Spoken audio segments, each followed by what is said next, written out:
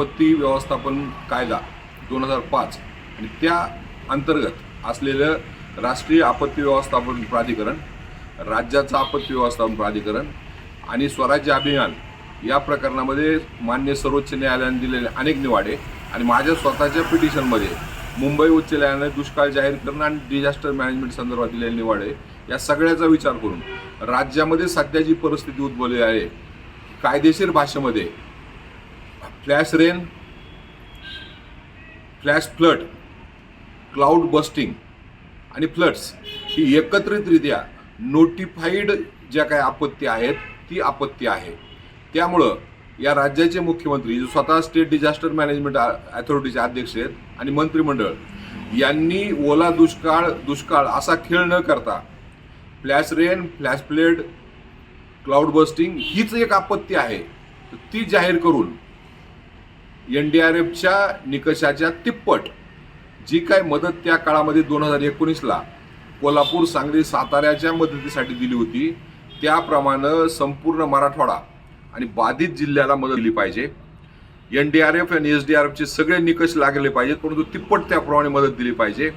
जी काही बाधित शेती आहे, फळबागा आहेत, उभे पिकं आहेत, वाहून गेलेले जनावरं आहेत, खरडून गेलेल्या जमिनी आहेत, या सगळ्याला 2019च्या कोल्हापूर, सांगली पॅटर्नप्रमाणे NDRFच्या तिपटीनं मदत दिली पाहिजे. यासाठी मी आज मुंबई उच्च न्यायालयाच्या छत्रपती संभाजीनगर खंडपीठामध्ये याचिका दाखल केली.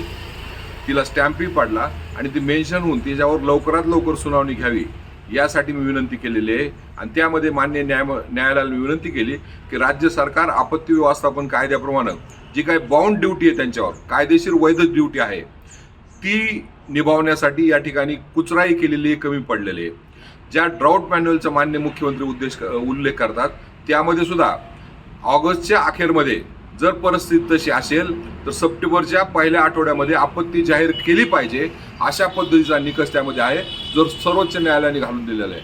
म्हणजे सगळ्याचं पालन करून तातडीने राज्यामध्ये आता आपत्ती जाहीर केली पाहिजे. आणि आपत्ती निवारण कायद्यामध्ये सूचीबद्ध असलेल्या ज्या आपत्ती आहेत, मी परत सांगतो, cloud busting, flash rain, flash flood आणि फ्लड ह्या नोटिफाईड आपत्ती आहेत. त्याप्रमाणे आपत्ती जाहीर करून राज्य सरकारनं हा ज्याला आपण सामान्य भाषेमध्ये म्हणतो की दुष्काळ जाहीर केला पाहिजे, त्याच पद्धतीनं हा ग्रीन ड्राऊट आहे तो जाहीर केला पाहिजे.